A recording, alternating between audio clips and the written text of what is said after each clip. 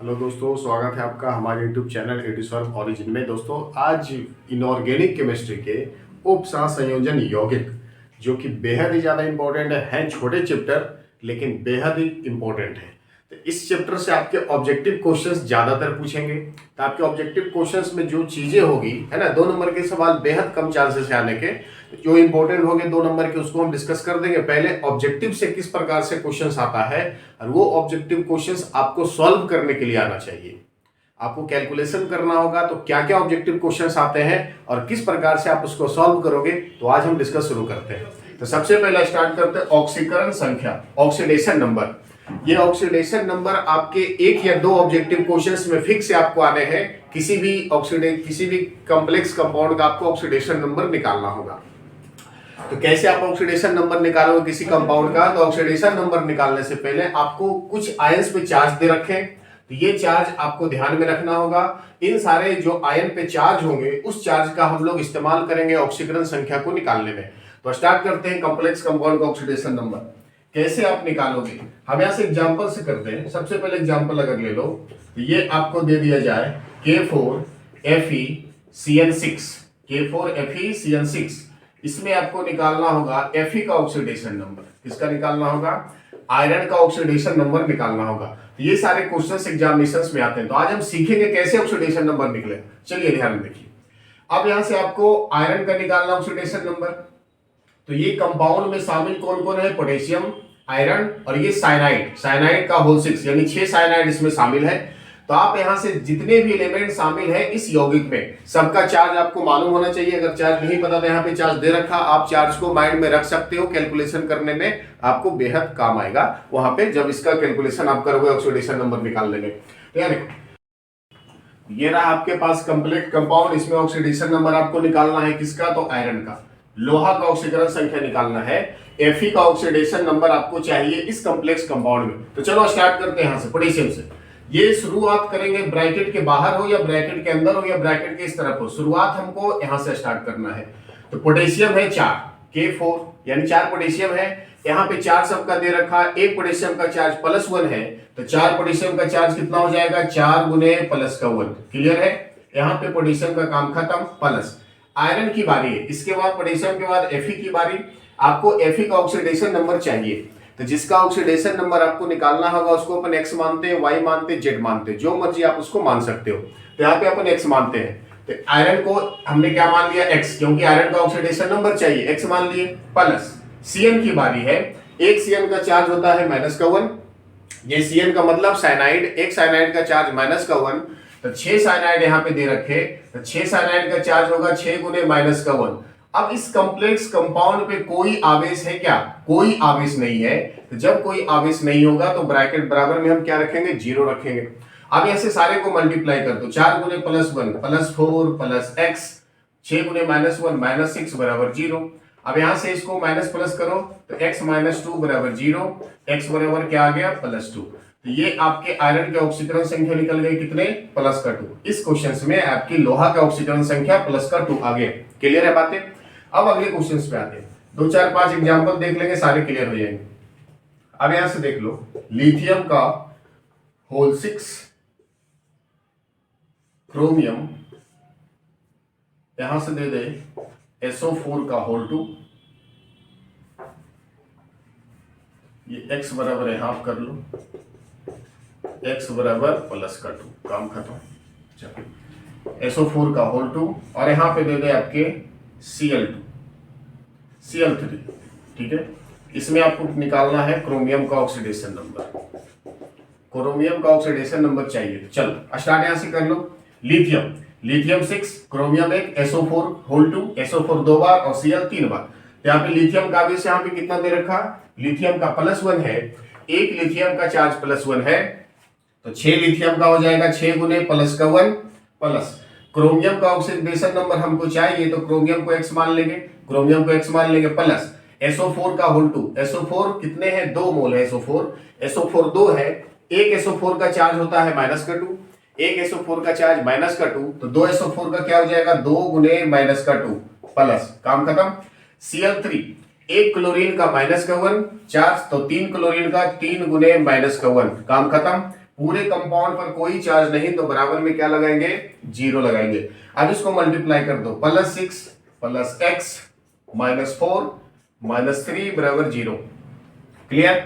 4 और 3 7, 7 में से 6 गया तो 1, x -1 बराबर 0। तो यहां से x बराबर कितना आ जाएगा, +1। तो ये आपके ऑक्सीडेशन नंबर निकल गए। इस कंपाउंड में क्रोमियम का ऑक्सीकरण संख्या कितना आया, +1 आ गया। क्लियर है बातें। आई होप कि ये बातें आपको अच्छी तरह से समझ में आ रही होगी। तो ये नेक्स्ट एग्जांपल ले लेते हैं। क्लियर। यहां से आप ले लो हाइड्रोजन का होल 3, निकेल। अब थोड़ा सा एग्जांपल को चेंज करते हैं। एग्जांपल को चेंज कर दिए, H2O का होल 6, यहां डाल दो आप Cl2 और ब्रैकेट में डाल दो -3 बराबर 0। यहां पे देखो -3, इसमें आपको निकालना है निकेल का ऑक्सीडेशन नंबर। क्लियर। निकेल का ऑक्सीडेशन नंबर चाहिए तो स्टार्ट कर लो। 3 हाइड्रोजन है, यहाँ पे हाइड्रोजन का चार्ज कितना दे रखा, +1। तो 3 हाइड्रोजन का चार्ज हो जाएगा 3 गुने +1। हाइड्रोजन का काम खत्म। 1 हाइड्रोजन का चार्ज +1 तो 3 हाइड्रोजन का 3 गुने +1 प्लस निकेल का ऑक्सीकरण संख्या आपको चाहिए तो निकेल को क्या मान लोगे, x मान लोगे। वहां पे तो है नहीं, निकेल को x मान लोगे प्लस H2O का होल 6, यानी H2O 6 बार है तो एक जल का चार्ज होता है 0, जल होता है उदासीन और जल का चार्ज क्या होता है 0।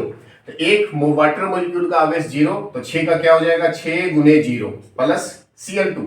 क्लोरीन 2 बार, एक Cl का चार्ज -1 तो 2 क्लोरीन का हो जाएगा 2 गुने -1 बराबर। पूरे कंपाउंड पे चार्ज यहाँ पे -3, यहाँ पे पूरे कंपाउंड पे कोई चार्ज नहीं था, बराबर में हमने 0 रखा। इस पूरे कंपाउंड पे कोई चार्ज नहीं था, बराबर में हमने 0 रखा। इस पूरे कंपाउंड पे चार्ज -3 है तो बराबर में अपन क्या रखेंगे, -3 रखेंगे। अब यहाँ से मल्टीप्लाई कर लो आप, 3 गुने +1 +3 + x, 6 गुने 0 + 0, 2 गुने -1 बराबर 2 -2 और इक्वल में -3 +3 -2 कितना आ जाएगा, +1 आएगा। तो x +1 बराबर -3। अब यहां से कर लो, +1 को इधर भेज दो तो ये आ जाएगा x बराबर -4। सॉरी, x बराबर कितना, -4। तो ये आपके ऑक्सीडेशन नंबर किसके निकल गए, ये ऑक्सीडेशन नंबर निकल गए इस निकेल का इस कंपाउंड में -4 ऑक्सीकरण संख्या है। तो ऑक्सीकरण संख्या माइनस भी हो सकता है और प्लस भी हो सकता है और साथ में 0 भी हो सकते हैं, कुछ भी हो सकते हैं। क्लियर है। अब नेक्स्ट एग्जांपल पे आ जाते हैं। थोड़ा सा डिफरेंट एग्जांपल देख लो। अगला एग्जांपल क्या है, 2 4 5 एग्जांपल ले लेंगे, सारे क्लियर हो जाएंगे। ये एक छोटा सा एग्जांपल इस तरह से आएगा, CO का होल 4। इसमें आपको निकालना है निकेल का ऑक्सीकरण संख्या, निकेल का oxidation number equal to 1। Clear. अब निकेल का ऑक्सीडेशन नंबर निकालना, जिसका निकालना उसको अपन x मानते हैं। इस ब्रैकेट के बाहर कुछ नहीं, इस ब्रैकेट के बाहर भी कुछ नहीं। क्लियर। तो निकेल का निकालना है तो निकेल को x मान लो। CO कार्बोनिल समूह है ये CO का चार्ज होता है 0, तो 1 CO का 0 तो 4 CO का 4 गुने 0, 4 गुने 0 बराबर 0। पूरे कंपाउंड पे कोई चार्ज नहीं तो यहां से x बराबर कितना आ जाएगा, 0। यानी NiCO का होल 4 में निकेल का ऑक्सीकरण संख्या कितना निकल गया, 0 निकल के आया। क्लियर। अगला एग्जांपल देख लो, एक और एग्जांपल देख लेते हैं। यहां पे आपको दे दिया जाए इस तरह से,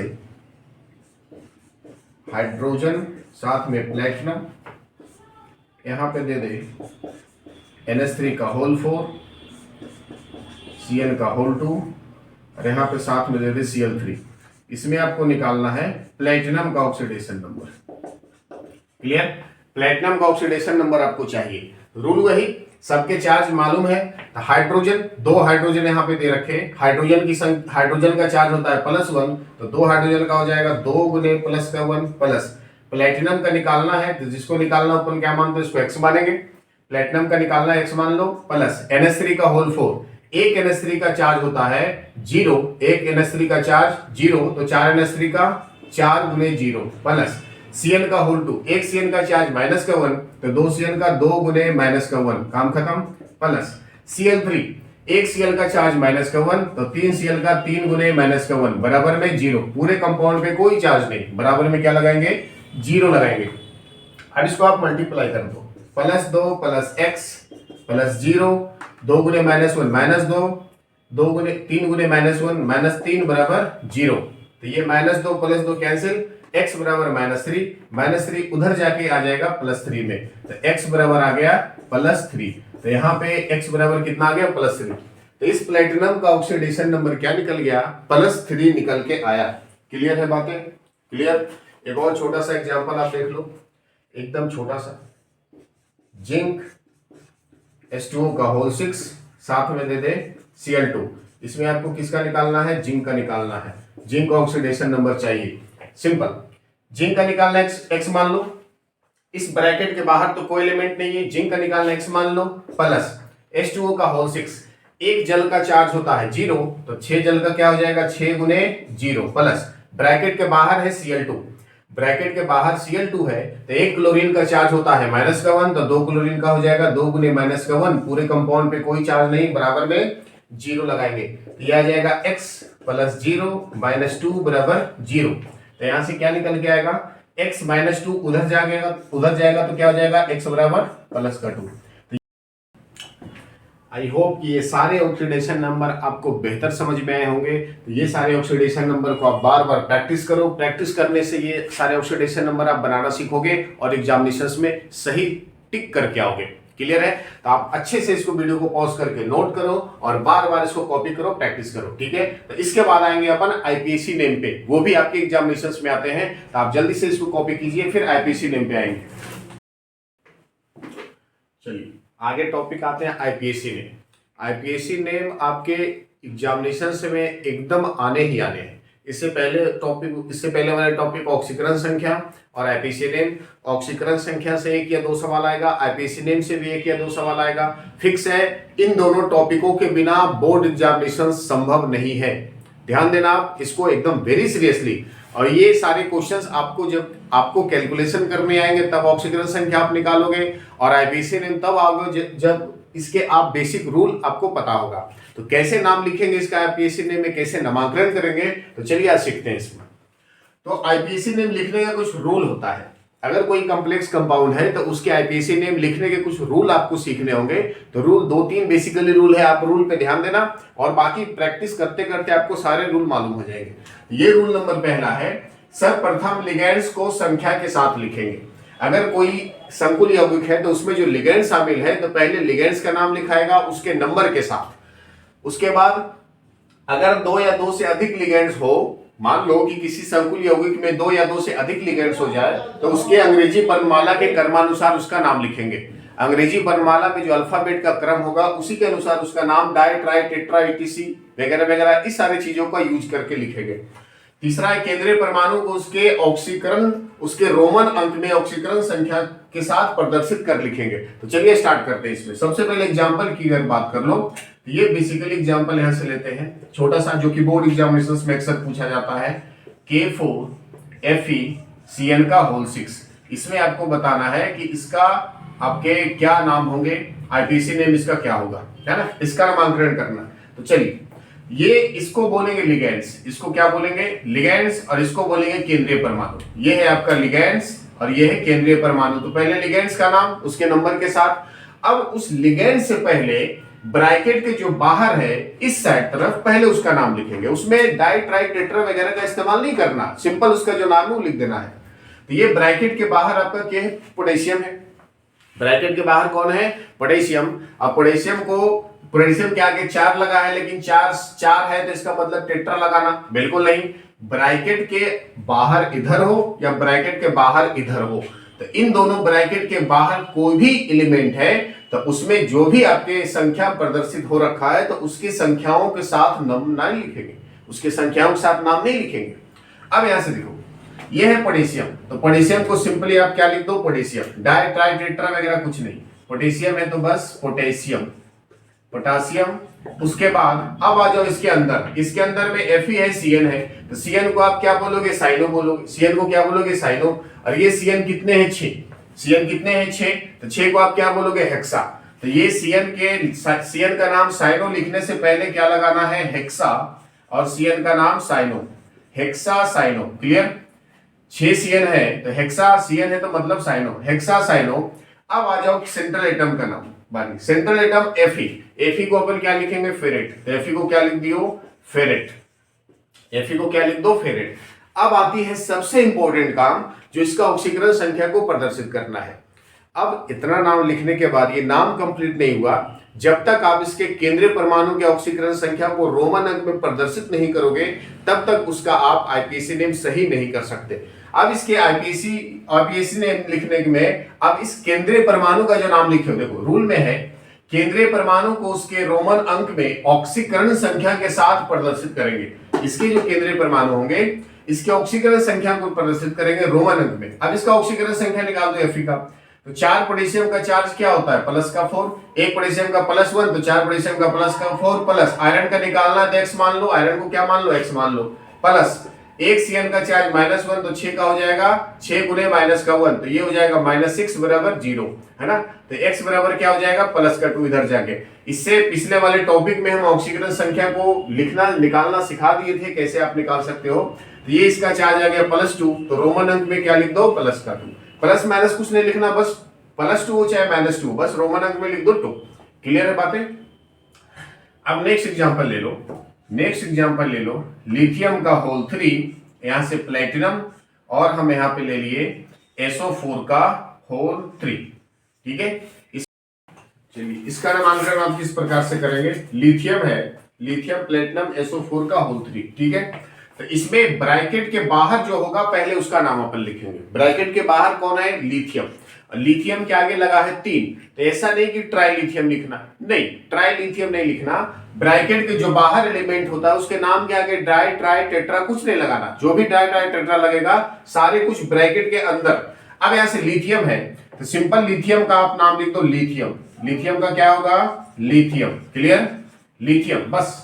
उसके बाद आ जाओ ब्रैकेट के अंदर, ब्रैकेट के अंदर में पहले लिगेंड्स का नाम लिखाता है, तो ये सेंट्रल एटम के साथ लिगेंड जुड़ा होता है, लिगेंड्स है SO4, और SO4 को आप बोलोगे सल्फेटो, SO4 को क्या बोलोगे, सल्फेटो, और ये SO4 3 बार है तो 3 को क्या बोलोगे, ट्राई, तो इसके नाम क्या लगेगा, ट्राई सल्फेटो, क्या लगेगा, ट्राई सल्फेटो, ट्राई सल्फेटो, क्लियर, ट्राई सल्फेटो। उसके बाद अब कोई भी लिगेंड्स नहीं बचा, तो ये मात्र बचे हैं सेंट्रल एटम यानी प्लेटिनम, और प्लेटिनम का नाम क्या होता है, प्लेटिनेट, प्लेटिनम का क्या हो जाता है, प्लेटिनेट। अब प्लेटिनेट लिखने के बाद इस प्लेटिनेट का ऑक्सीडेशन नंबर लिखना है रोमन अंक में, तो ऑक्सीडेशन नंबर आप निकालो। लिथियम का चार्ज होता है प्लस का 1, तो 3 लिथियम का हो जाएगा प्लस का 3, प्लस प्लेटिनम का निकालना तो x मान लो, SO4 का चार्ज होता है माइनस का 2, तो 3 SO4 का माइनस का 6 बराबर 0, जब इसको निकालोगे तो x बराबर क्या आ जाएगा, प्लस का 3, ठीक है। तो इसको रोमन अंक में आप क्या लिख देना, प्लस का 3, क्लियर है बातें। चलो अगले सवाल पे आ जाते हैं, इज वेरी इंपॉर्टेंट, आप इसको अच्छे से कॉपी करो, अच्छे से प्रैक्टिस करो, आ जाएगा, बेहद ही आसान है। तो अगला सवाल पे आ जाते हैं, थोड़ा सा डिफरेंट ले लेते हैं एग्जाम्पल, थोड़ा सा डिफरेंट एग्जाम्पल ले लेते हैं। यहां से ले लो आप हाइड्रोजन का होल 4, साथ में डाल दो निकेल, और ये है आपका NH3 का होल 3, और साथ में लगा दो Cl2, क्लियर। थोड़ा सा डिफरेंट आया, ब्रैकेट के ऊपर बाहर कुछ आया, इसका नामकरण कैसे आप करोगे, चलो इसका नाम लिख दो। ब्रैकेट के इस साइड कौन है, हाइड्रोजन, इस साइड है Cl2, तो Cl2 का अब ब्रैकेट के इस तरफ है, जो पहले है पहले उसका नाम, और बाद में जो ब्रैकेट के बाहर है उसका नाम। तो हाइड्रोजन को आप सिंपल क्या लिखोगे, हाइड्रोजन, 4 हो 3 हो उससे मतलब नहीं है, हाइड्रोजन। अब आ जाओ ब्रैकेट के अंदर, ब्रैकेट के अंदर NH3 का नाम है एमीन, NH3 को क्या बोलोगे, एमिनो, NH3 को क्या बोलोगे, एमिनो, और ये 3 बार है तो try amino, try amino, clear, try amino, 3 बार है तो ट्राई एमिनो। उसके बाद सेंट्रल एटम कौन है, निकेल, तो निकेल को आप क्या लिखोगे, निकेलटेट। लेकिन ऐसा नहीं करना, इस बात को हमेशा ध्यान रखना कि जब लिगेंड्स उदासीन है, जब लिगेंड्स उदासीन हो तो केंद्रीय परमाणु के नाम में कोई चेंज नहीं होता, हमेशा याद रखना। यहां पे आपको ऑप्शंस भी मिलेंगे इसी प्रकार से कि जब लिगेंड्स उदासीन है, यानी NH3 क्या उदासीन है ना, ये NH3 का चार्ज क्या होता था, 0। जब लिगेंड्स उदासीन होगा तब सेंट्रल एटम के नाम में कोई चेंज नहीं करेंगे। ये लिगेंड्स आपके उदासीन है तो इसके सेंट्रल एटम के नाम में कोई चेंज नहीं करना, तो ये निकेल का सिर्फ निकेल हो जाएगा, ठीक है, निकेल का क्या हो जाएगा, निकेल, बस निकेल का निकेलटेट नहीं करना क्योंकि ये सेंट्रल एटम के साथ उदासीन लिगेंड्स जुड़ा है, निकेल का निकेल। अब निकेल का ऑक्सीडेशन नंबर, निकेल का ऑक्सीडेशन नंबर निकाल दो, 4 हाइड्रोजन का +4, निकेल का निकालना x मान लो, NH3 का चार्ज 0 होता है तो 3 का भी 0 ही हो जाएगा, एक Cl का -1 तो 2Cl का -2 बराबर 0, 4 में से 2 गया तो +2, उधर जाके x बराबर क्या आ जाएगा -2। क्लियर, x बराबर -2 आया, लेकिन इसको रोमन अंक में लिख देना है 2, माइनस प्लस आगे नहीं लगाना। क्लियर। अब ब्रैकेट के बाहर में कौन है, Cl2, यानी 2Cl है तो 2Cl हो, 3Cl हो, 4Cl हो, कोई मतलब नहीं, बस Cl है तो नाम होता है क्लोराइडो। नाम क्या होता है, क्लोराइडो। लेकिन ब्रैकेट के जो बाहर है सिंपल उसका नाम क्लोराइड लिखना है, क्लोराइड, क्लोराइडो नहीं लिखना है बल्कि क्लोराइड लिखना है। क्लियर है। अगले क्वेश्चंस पे आ जाते हैं, थोड़ा सा डिफरेंट और डिफरेंट, इसके अलावा और डिफरेंट कुछ ले लेते हैं। अब इसके नामकरण कर दो, यहां से ले लो आप सोडियम Na2 और यहां पे ले लो जिंक आप, और साथ में कर दो Cl का होल 6 कर दो और साथ में -2 लगा दो। इसमें अब देखो थोड़ा सा चेंज आया कि यहाँ पे -2 लगा है। अब इसके नामकरण कर दें।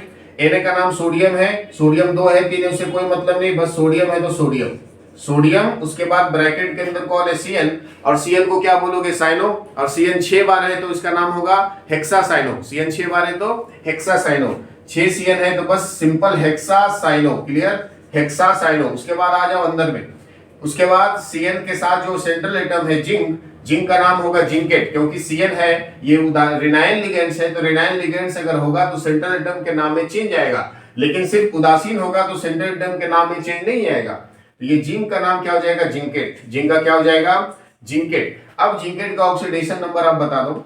सोडियम का निकाल दो, 2 सोडियम का चार्ज होता है +2 प्लस जिंक का निकालना x मान लो, एक Cl का -1 तो 6 का -6 बराबर टोटल में -2।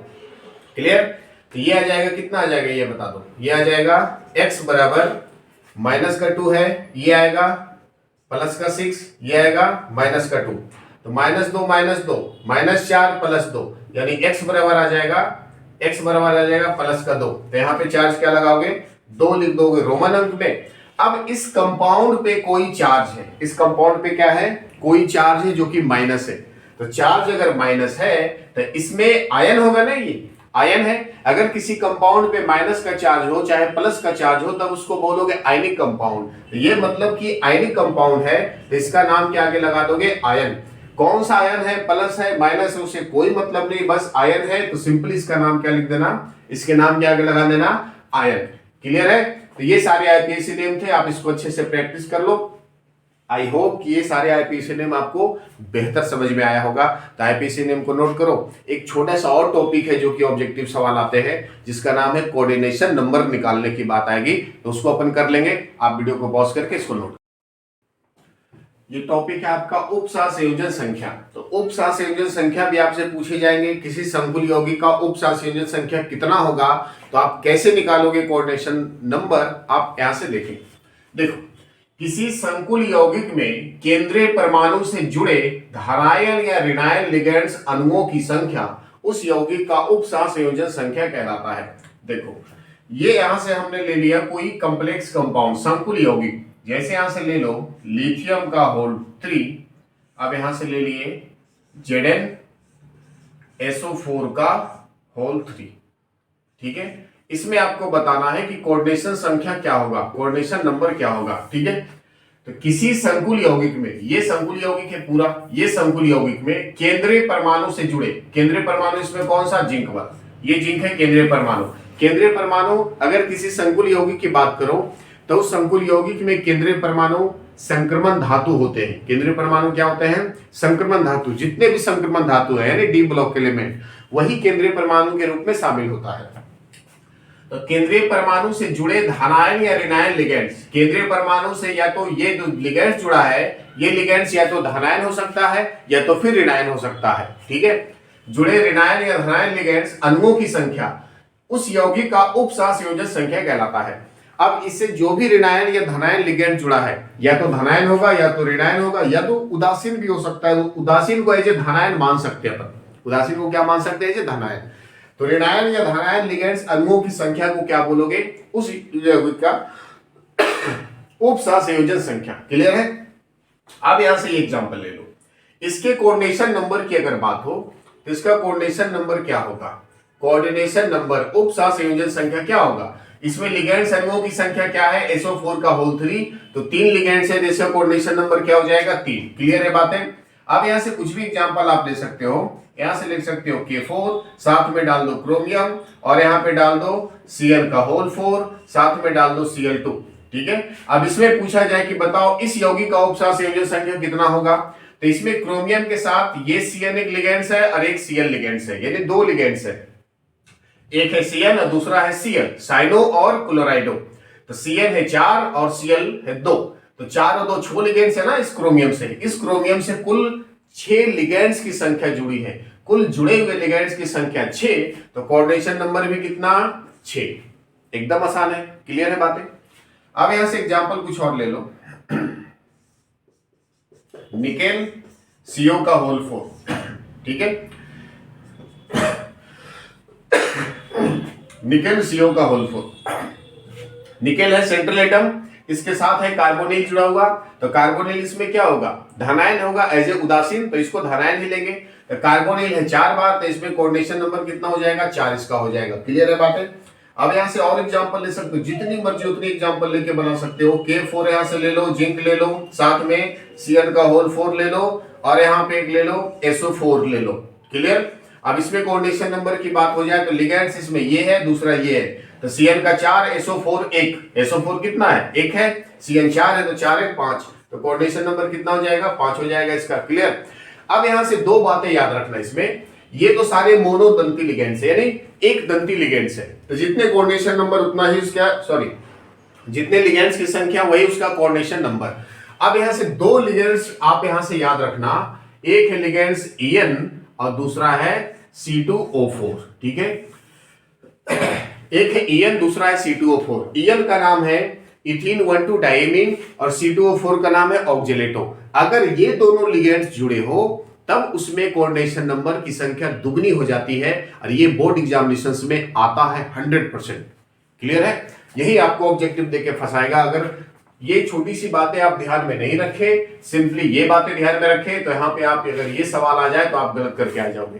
तो क्लियर है, आज अच्छे से सीख लो, गलत कभी नहीं करना एग्जामिनेशंस में। अब यहां से देखो एग्जाम्पल, यहां से हमें ले लेते हैं, यहां से ले लेते हैं K4, साथ में डाल देते हैं कॉपर और यहां पे डाल देते हैं C2O4 का होल 3। ठीक है, इसमें कोऑर्डिनेशन नंबर की बात आएगी, बताओ कोऑर्डिनेशन नंबर कितना हो जाएगा। तो ध्यान देना, इसमें कोऑर्डिनेशन नंबर की अगर बात आ जाए तो C2O4 का होल 3। अब यहां से कॉपर है सेंट्रल एटम, केंद्रीय परमाणु, इसके साथ लिगेंड जुड़ा हुआ C2O4, अब C2O4 है ऑक्जेलेटो, और यहां पे आप देखोगे C2O4 3 बार है, तो कोऑर्डिनेशन नंबर 3 टिक कर दोगे। गलत बात, ये लिगेंड C2O4 हो जाए चाहे En हो जाए, अगर लिगेंड्स के रूप में ये दोनों हो जाए तो जितनी लिगेंड्स की संख्या होगी कोऑर्डिनेशन नंबर उसका दुगना हो जाता है। तो कोऑर्डिनेशन नंबर कितना हो जाएगा 6, 3 है ना, तो कोऑर्डिनेशन नंबर कितना निकल के आएगा 6 निकल के आएगा। क्लियर। अब यहां से एग्जांपल और ले लो, K3 ले लो, क्रोमियम ले लो और यहां से C2O4 4 बार दे दे। ठीक है, 4 बार दे दे तो इसका कोऑर्डिनेशन नंबर कितना हो जाएगा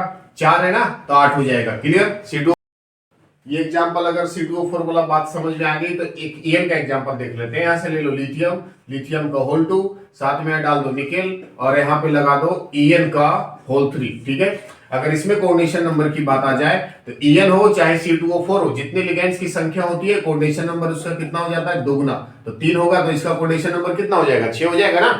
क्लियर। अब ऐसे थोड़ा सा डिफरेंट एग्जांपल एक और बात कर लो, यहां से ले लो थोड़ा सा डिफरेंट एग्जांपल, ये हो गया Zn, C2O4 हो जाए होल 2 और यहां से ले ले Cl2। अब इसमें कोऑर्डिनेशन नंबर की बात करें, ऐसा कोऑर्डिनेशन नंबर आ जाए, ऐसा सवाल आ जाए, तो C2O4 का होल 2 Cl2, दो लिगेंड्स है, एक है ऑक्जेलेटो दूसरा है क्लोराइडो, तो ऑक्जेलेटो 2 बार है तो कोऑर्डिनेशन नंबर इसका दुगना हो जाएगा, 2 दूनी 4, और Cl2 2 बार है तो इसका 4 इसका 2, 4 और 2 6, कोऑर्डिनेशन नंबर कितना होगा 6। क्लियर है बातें, एकदम अच्छे समझ में आ रही। एक और एग्जांपल यहां से बात कर ले तो अगर हाइड्रोजन का होल 2, यहां से ले लो क्रोमियम, साथ में En का होल 2 और साथ में Cl का होल 3। ठीक है, इसमें कोऑर्डिनेशन नंबर की बात आ जाए तो कोऑर्डिनेशन नंबर आप कितना कर सकते हो, En का होल 2, En हो या C2O4 हो, इसका दुगना हो जाता है, तो En 2 बार, तो 2 दूनी 4 और 3 बार क्लोरीन, तो 4 3 7, कोऑर्डिनेशन नंबर कितना हो जाएगा इसका 7। क्लियर।